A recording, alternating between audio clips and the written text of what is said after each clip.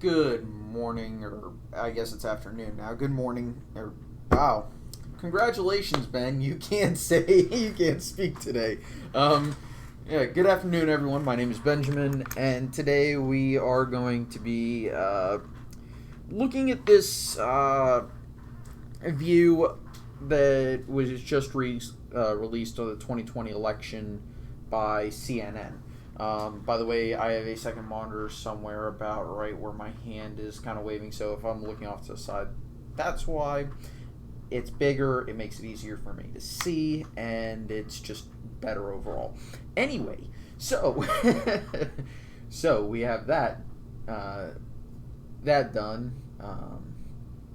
By the way, this isn't a reaction. This is just kind of, I want to watch this. I want to offer some counterpoints. I want to kind of point out where there are gaps in the information or incomplete information, stuff like that, as well as kind of offering any potential views on this. Now, the person who's actually presenting this video on CNN, by the way, this is on CNN's channel. He does some work for 538 occasionally, so, and his work is normally solidly grounded. I just want to see how much of a horse race this guy is trying to portray this, and whether or not he's taking things into account that maybe he should. And it's also a way for me to get a counter to some of the stuff I've been saying over the past couple of months. Anyway, so let's go ahead and get going. And I should put on my headphones. That way I can actually hear. So, 1, 2, 3. Confession. I do love a good map. Now, this nerdy admission from such a super cool dude will surprise you, I know. Sense of humor. Gotta love it. Donald Trump has a map problem on his hands. The 2020 electoral map in particular. See, Trump needs to get to 270 electoral votes to win a second term in 2020. Thank you, Mr. Points Out the Obvious a lot. And while that might look easy enough, after all, he got 306 electoral votes in 2016, there's a bunch of reasons why Trump's path to victory is starting to look very narrow. The biggest reasons? Michigan and Pennsylvania. Trump won both states in 2016. Okay, so he's pointing out these two states, but I think what he needs to do is he needs to add Wisconsin into that, because if he doesn't, his point is kind of just thrown out the window, because if he gets everything that he did in 16 minus Michigan and Pennsylvania, he still reaches 270. The first Republican to pull that off since George H.W. Bush, a.k.a. the dad, in 1988. But here's Trump's problem. The 2018 midterm election results suggested a big-time snapping back in both states to their traditional Democratic roots. Ah, the whole myth of the midterms being predictive of the general election in the next full cycle. You gotta love it. So, yes, the midterms, at least in the House and in the Senate, in both Michigan and Pennsylvania, as well as the gubernatorial elections, were not good for Republicans. But those can be chalked up, number one, to it being a midterm year, and the opposition party generally scores wins, even in areas traditionally controlled by the incumbent party, at least the incumbent party in the White House. See one of the congressional districts in Oklahoma for a great example. Two, Democrats had much higher midterm turnout than anticipated and much higher turnout than Republicans did, especially in other areas. And three, the candidates nominated in all but one case, at least in the statewide races, were underwhelming. at best and just terrible at worst. The only one who exceeded expectations was John James in Michigan, who was running against a fairly popular Debbie Stabenow. Okay, so I'm just adding context. I'm not correcting his information. I'm just adding context. Democrats re-elected Senator Debbie Stabenow in Michigan and made Democrat Gretchen Whitmer the state's governor. They also won 2 House seats that were previously held by Republicans. Now in Pennsylvania, Governor Tom Wolf, a Democrat, was easily re-elected, and Democrats gained four previously Republican-held House seats in the state. Polling in both of those states also suggests that the tide has turned. Also, I love the Futurama reference there. State-by-state polling, just 42% of residents in Michigan and Pennsylvania approved of the job Trump was doing, while 54% in both states disapproved. All of that is why...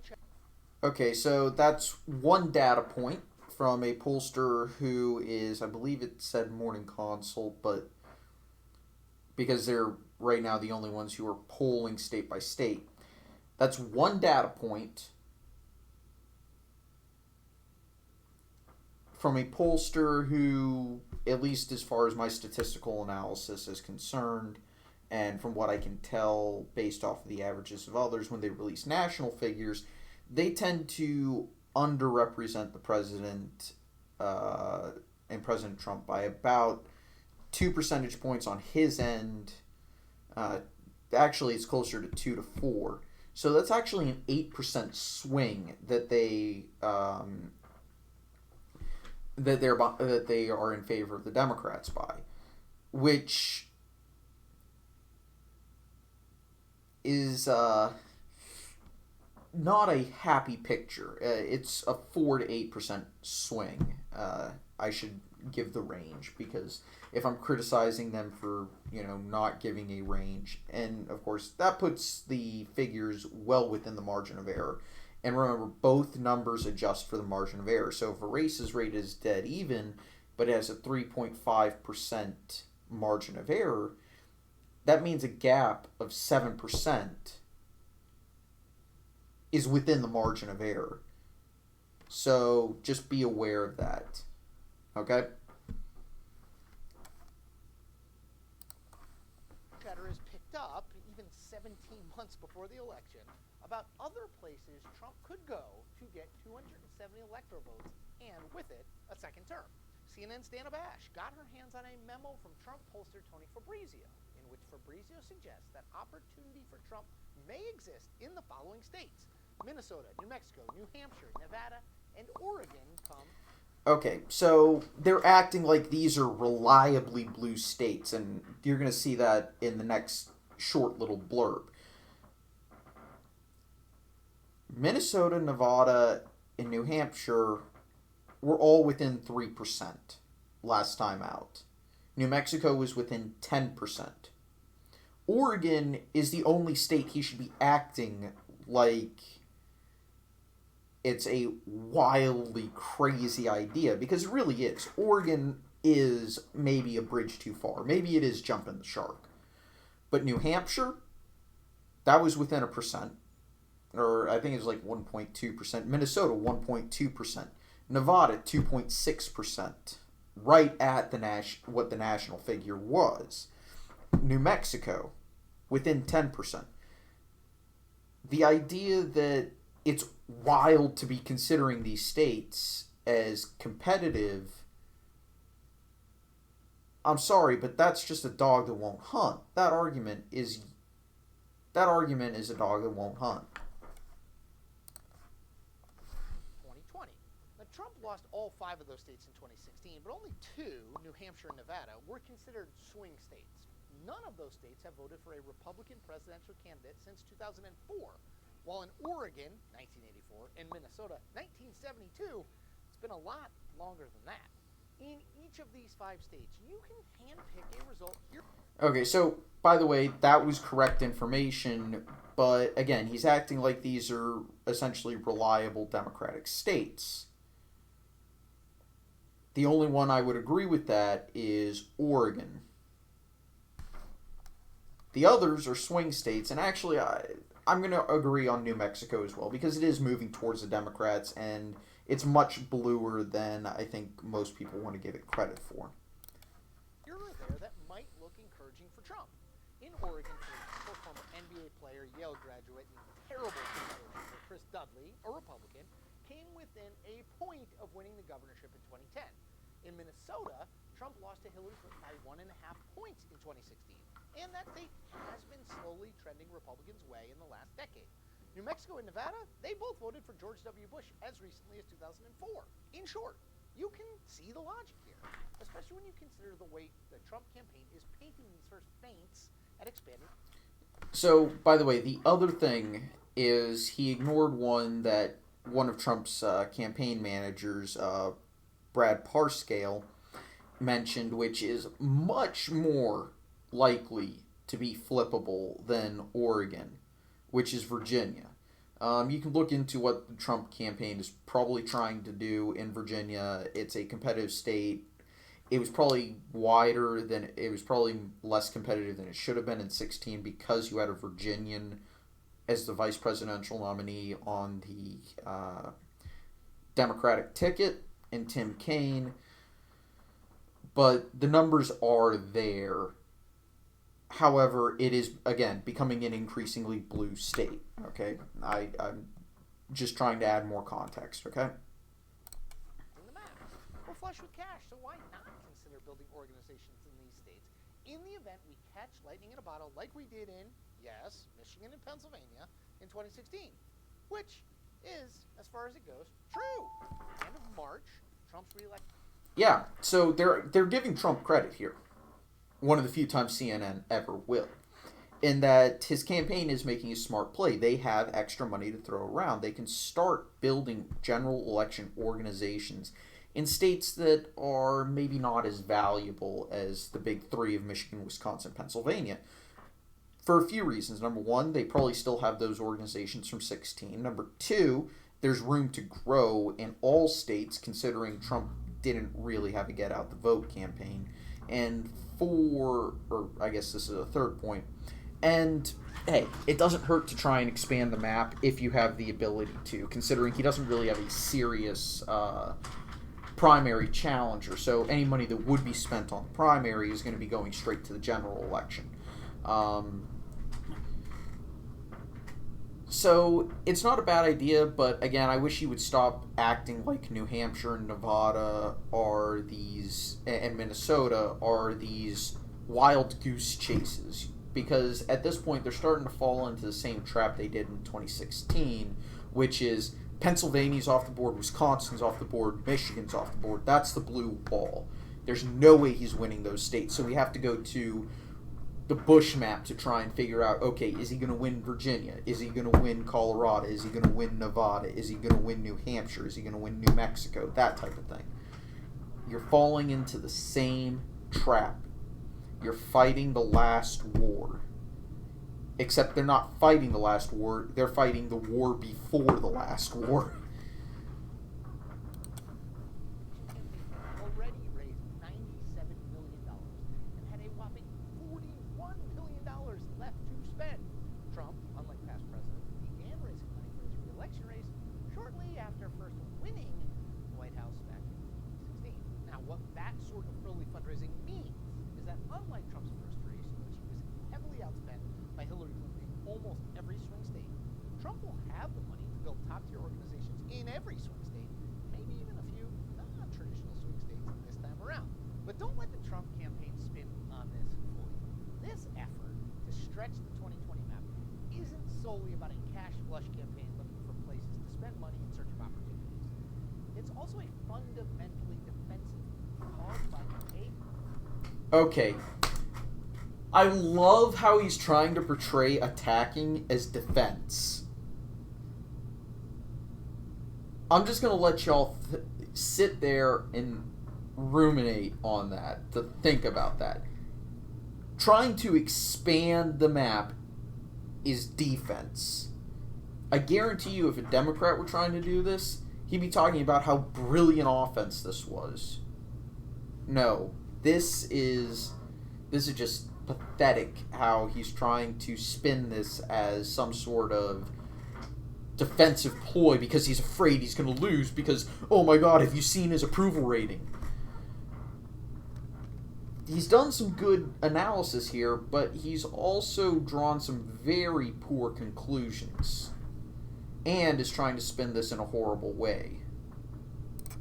Historical Trump voters in typically Democratic states like, you've heard this before, Pennsylvania and Michigan, combined with Trump's faltering numbers in those same states. So let's do some math. Faltering numbers, again. Rewatch that section where I said it was only one data point from a pollster who, at least on average, has a 2 to 4 point misrepresentation of Trump's numbers. But it's a house effect. I know I shouldn't be adjusting polls or, quote, unskewing them. I don't even adjust them in my models because I don't care enough to be that disingenuous with my methodology. Instead, I say, okay, well, you have your house effect. That's all well and good. It's why I don't adjust Quinnipiac's numbers. It's why I don't adjust Rasmussen's numbers. It's why I don't adjust anyone's numbers. Be they Republican or Democratic, in terms of the house effect, I don't adjust numbers because in the long run, they all roughly balance out. And that's why maybe I might get something wrong, is because instead of adding subjectivity, I'm just going to let the numbers speak for themselves. Okay? But that said, I will also acknowledge a house effect when it exists. For example, Rasmussen does have a Republican house effect. And they're about they have a, so far from what I've seen, the average is about 2 to 3% more in favor of the president than not. At least they boost his approval rating by that much. His disapproval rating is actually right around where everyone else is putting it, maybe 1% off. So we're talking about a 3 to 4% swing for Rasmussen. We're talking about a 4 to 8% swing for Morning Consult. Yeah. Let's cool the brakes on calling his numbers faltering, okay? He's sitting at about a 45.5% approval rating if you just average literally everything, and that's nationally. If we're being honest here, especially with a 52% disapproval rating, that's right in line with where he needs to be in order to win. And I've said this before. I've said this for the past couple of weeks on the presidential election updates on the model. And again, I'm sorry I'm kind of taking my time and blowing this up in terms of, oh, hey, look, this is a 5-minute YouTube video and we're already in minute 18, People are going to say, oh my god, how did this blow up from a 5-minute video to a 20-minute? Well, I'm not reacting. I'm trying to add context. I'm trying to give, fill in the incomplete information and also critique some bad stuff, but also I want to give credit where credit's due when they get something right. For example, when they said that, yeah, Donald Trump was making some good plays because his campaign is flush with cash. That's a great conclusion. In addition, he's going to point something out here in just a minute that is also something that I think is, well done in this video. Trump won in 2016 with 306 electoral votes. Remember, I mentioned that before. You were listening, right? Good. Okay. If Trump loses Pennsylvania, which has 20 electoral votes, and Michigan, 16 electoral votes, and the rest of the map stays the same as it was in 2016, Trump is at 270 electoral votes. He gets reelected, but with 0 margin for error, meaning he has to win in Wisconsin and Florida, among other very closely contested states in 2016, which is where these 5 column expand the map states come in. Combined, the 5 states did only have 32 electoral votes in 2016, which admittedly isn't a ton.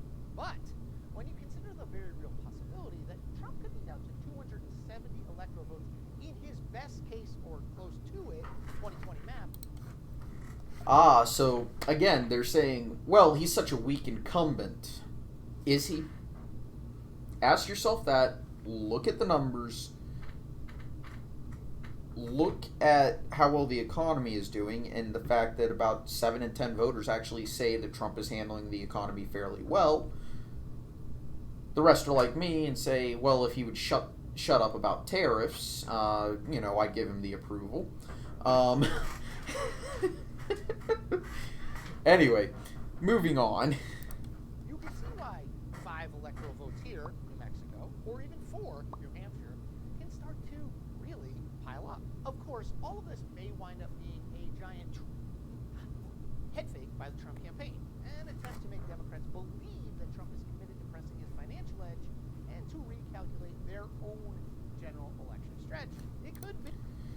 Okay, now, again, there he gave credit, and this would also be a very good play by the Trump campaign if they're just talking about it and releasing these memos and saying, well, we're going to try and compete in this area, and then even starting up some small organizations there in order to get Democrats to actually spend money in those places rather than in the critical swing states, aka Michigan, Wisconsin, Pennsylvania, Florida, Ohio, those places, and get them to focus money on New Mexico. Really, New Mexico? Minnesota? Actually, I think Minnesota's a smart play for the Trump campaign to actually go after. But that's a story for another time. Oregon? We're not going to talk about Oregon. Let's be honest here. Oregon's not up for grabs. The real one I wish they would have talked about was Delaware, but that's my own weird crackpot theory, basically. The reality is that Michigan and Pennsylvania are going to be very hard holds for Trump, as it would be, honestly, for any Republican president. That is a good point. It's not going to be easy for Donald Trump to, win Michigan and Wisconsin and Pennsylvania. Those are not going to be easy holds. And he mentioned that it wouldn't be easy for any Republican to hold them. That's correct. Because they're right on the edge of when they should be voting for Republicans versus Democrats in competitive elections. However, we also have to talk about the fact, yes, he's going to get an incumbency bonus. He's going to get a little bit of a bump from that incumbency. But the question is, will it be enough? And without those 2 states, the path to 270 gets very narrow unless Republicans can put other states into that competitive category. And that's the point. We make. Okay, so I actually got the person wrong. I thought it was Harry Enton. Whatever. This person, he did some good stuff, and he also made some good points. And that conclusion, yes, if Donald Trump doesn't win with Michigan and Pennsylvania, yeah, his path to 270, it is narrower. Yeah, for sure. He absolutely must hold every other state that he won in 2016, including Maine's 2nd Congressional District. Otherwise, it goes to the House. So, pretty much my conclusion is, take this video with a grain of salt. There's some good analysis in here. There is some bad analysis in there. Overall, yes, he is painting that 2020 is not going to be an easy election for Republicans or Donald Trump. But he painted it as the task is going to be purely on Donald Trump and the Republican Party, rather than both parties are going to have to prove that their ideas are correct. AKA, the Democrats are going to have to prove that Donald Trump really is a weak incumbent, and Donald Trump and the Republicans are going to have to prove, listen, I may be a bit pompous, a bit arrogant, a bit crass, a bit controversial, a bit of a, one of the things you can't say on television, an asshole. But the economy is doing well. We don't have a declared war. We've been pulling out of Middle Eastern engagements. We're not going to war with Iran. We're making improvements on the Korean Peninsula, politically speaking. Oh, and did I mention the economy is doing well? You've got more cash in your pocket. The economy's stupid. Did I mention the economy? Oh, yeah, and check your retirement account. Yeah, that's what Republicans have to prove. And truthfully speaking, all they have to prove is that Donald Trump doesn't matter. Because if it were anyone other than Donald Trump, we wouldn't be talking about a competitive election. So why should we be talking about a competitive election with Donald Trump? Anyway, I want to thank you all for watching. I hope you all enjoyed. I'll see you guys next time. Take it easy. Bye.